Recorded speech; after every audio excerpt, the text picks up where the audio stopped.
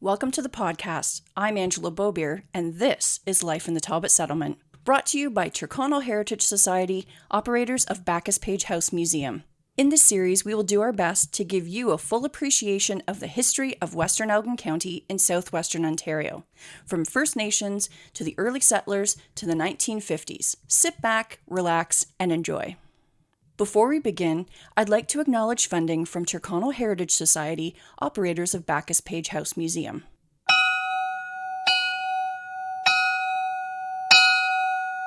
It's time for school on this episode of Life in the Talbot Settlement. Special thanks to our education coordinator, Michelle Kuvenhoven, for writing this script. Welcome to episode 41 in our podcast, Life in the Talbot Settlement. Today we'll be discussing life in a one-room schoolhouse, and a special thanks is given to Michelle Kuvenhoven, our education coordinator, for putting together this information, and our super producer, Katlyn Reintsma, for editing. Did you know back in the 17 and 1800s, school attendance was not mandatory? The good old days, right? It wouldn't be until 1891 that children between the ages of 8 to 14 had to attend school. If they didn't, they would have to pay a fine. Now let's get into the semantics of early schools. To actually have a school, you would need to have at least 20 students. Now that may seem like a tall order until you take into consideration that most families were much larger back then than they are now. Andrew and Mary Jane Backus had a mere 12 children. That's more than half the school already. Now you might be thinking that schools back then had the same kind of fun and quirky names that we give them now. Midway High School, Parkside Collegiate Institute, Dunwich Dutton Public School. But alas, the schools were named in school sections, SS. And this was combined with a number. SS number 1 was Port Talbot. It was number 1 because it was the best school in the area. I'm just kidding. It was the first school in the area. And this was the first area that was settled in the western part of Elgin County. When Colonel Talbot arrived back in May of 1803, the settlers quickly realized that if they wanted their children to thrive in this new settlement, they would need to educate the children. As such, the first school was started in a log building, and this was owned by Thomas Gardner. This is because before the community would build a regular schoolhouse, they would hold school in family homes. This was for 2 reasons. First, building a schoolhouse would be one of the last things that settlers had time to do. They needed to build their own homes, barns, and farm their land. So it wouldn't be until much later that the settlers would have the time to spend on building a schoolhouse. Secondly, school would have been taught by someone's parents. They would not have had a school teacher in the early days of the settlement. So what was a typical day in a school? Well, the teacher would ring the bell to start the day.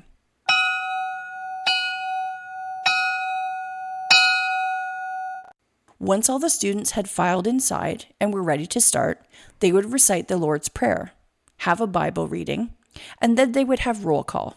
Fun fact, if you were not present during roll call, you would have had to wait outside until recess. Personally, I would have waited outside just to have a longer recess. The first classes of the day were usually reading and writing. Each grade would take turns reading out loud to the teacher, while the other students would do their written work. Next would be recess. Students would have the opportunity to eat some food and get rid of some of their energy after having to sit still and be quiet all morning. After recess, they would usually practice their math, or then called arithmetic. At the end of the day, the teacher would end the day with announcements. The duties for the next day were handed out, and children who misbehaved were kept late. The rest of the students would be free to leave for the day. Now you might be wondering, did she just say duties? I sure did. Because students didn't just go to school and go home and do all their chores. They did chores at school too. The students would have different duties that they would have to complete to help out and keep the school running. Cleaning the school was one. Students would have to sweep the floor, wipe down the blackboards, keep the fire burning. A student would have to come in early before the rest of the students and start the fire, and other students would be asked to keep the fire running throughout the day. Isn't it great that not only did they have to learn, they also had to work? It's a hard knock life, I suppose. Now, to be a teacher back in the day, you didn't have to have a degree, but you dedicated your whole life to teaching. You want to know the rules for teachers? They're a doozy. Here is the list. And let me know what your favorite rule is in the comments. 1. Teachers will fill the lamps and clean the chimney every day. 2. Each teacher will bring a bucket of water and scuttle of coal for the day's session. 3. Male teachers may take one evening each week for courting purposes, or 2 evenings a week if they go to church regularly. 4. After 10 hours in school, the teachers may spend the remaining time reading the Bible or other good books. 5. Women teachers who marry or engage in improper conduct will be dismissed. 6. Every teacher should lay aside from each day's pay a goodly sum of their earnings. He should use his savings during retirement years so that he will not become a burden on society. 7. Any teacher who smokes, uses liquor in any form, visits pool halls or public halls, or gets shaved in a barber shop will give good reasons for people to suspect his worth, intentions, and honesty. And 8. The teacher who performs his labor faithfully without fault for 5 years will be given an increase of 25 cents per week in his pay. Now, what do you think of those rules? The best rules are, of course, that male teachers can take 2 evenings a week for courting. Forget lesson planning. He's got a woman to woo. Being a teacher impacted every aspect of life, as you can no doubt tell by the fact that there's a rule that a teacher should lay aside a goodly sum of his earnings. It's giving financial literacy.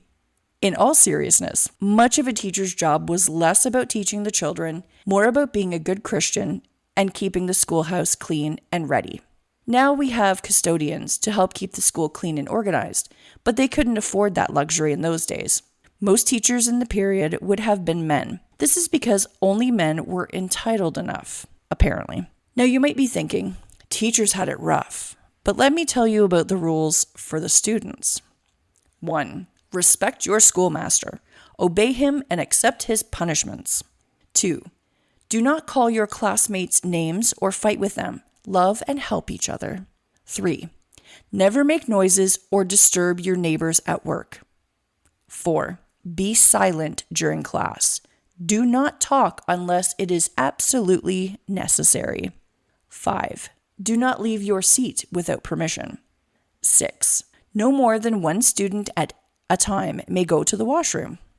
7. At the end of class, wash your hands and face. Wash your feet if they are bare. That's right. Some students didn't have shoes. 8. Bring firewood into the classroom for the stove whenever the teacher tells you. 9. Go quietly in and out of the classroom. And 10. If the headmaster calls your name after class, straighten the benches and tables, sweep the room, dust, and leave everything tidy. When students responded to a teacher's question, they would have to stand.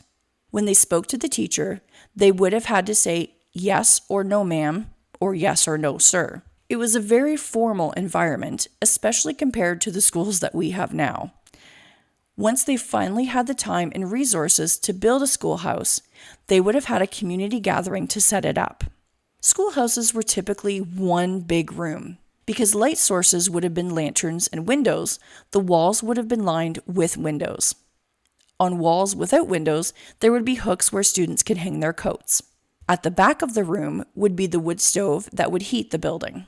Oldest students, usually boys, unless they were all working in the fields, would be in charge of bringing wood in and keeping the fire running. There would be 2 rows of benches that would have a walkway down the middle. Most schoolhouses would start with benches and eventually switch over to desks.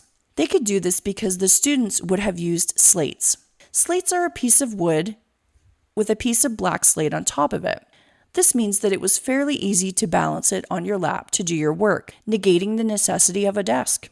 Paper in this time period was expensive and hard to get. So the idea of students wasting it in school practicing their alphabet was simply not possible. All the students would have been in the same room, regardless of their age or what grade they were in. The teacher would have been in charge of all the students at the same time. They would have had to be very good at juggling tasks and keeping the students on task. The main subjects that children would learn in school were reading, writing, and arithmetic. These were called the 3 R's. You can tell school back in the day was really good because they thought that reading, writing, and arithmetic all started with the letter R. Somebody needs to go back to school. Usually there was also a 4th R, religion. This was because the vast majority of settlers were religious, and the only book that a lot of the settlers would have had is the Bible. Talbot Settlement teachers would focus on these 4 subjects because they did not have enough time to teach any more than this. So how did they learn? Well, memorizing and reciting were the most common ways to learn and teach. Because books and paper were expensive, students did most of their learning by rote. Rote means memorization. They would have had to memorize poems, Bible verses, and then recite them to their teacher.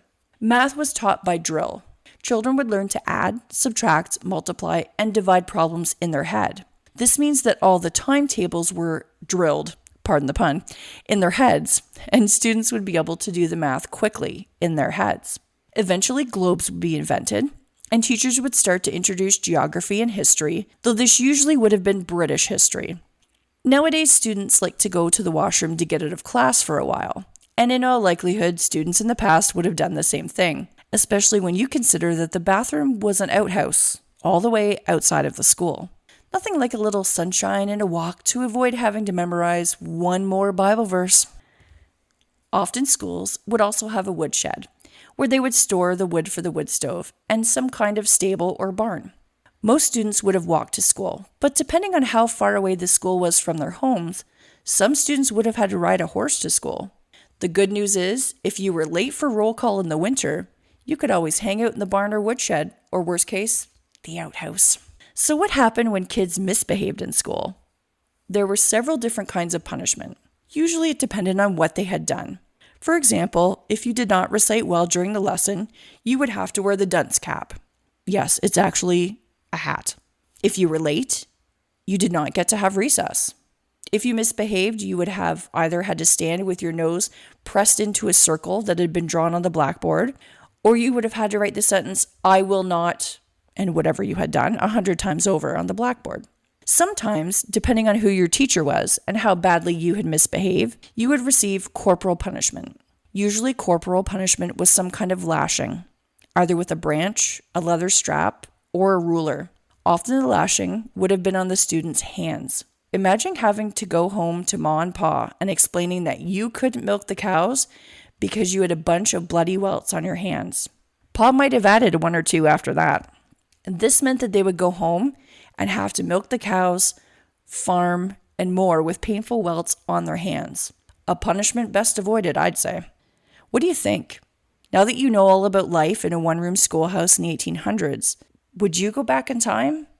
This podcast was written and researched by Education Coordinator Michelle Kuvenhoven, and I so appreciate the work that she's done. Thanks for listening to this week's episode. We hope you enjoyed it, and come back in 2 weeks for another one. Please share the podcast with your friends and follow us on all social media platforms at Backus-Page House. The Backus-Page House Museum and Tyrconnell Heritage Society acknowledges the land we are on today as the traditional territory of First Nations people. As settlers at a settler-focused museum, we value both the significant historical and contemporary contributions of all original peoples and ask how we can be supportive in Indigenous cultural renewal. Life in the Talbot Settlement is a production of Tyrconnell Heritage Society, operators of Backus-Page House Museum. Your host has been Angela Bobier, music provided by Jack Witmer, and thanks to our producer, Katlyn Reintsma. To make a charitable donation, become a Tyrconnell Heritage Society member, and to contact the Backus-Page House Museum, please visit our website, www.backuspagehouse.ca. Thank you again for listening.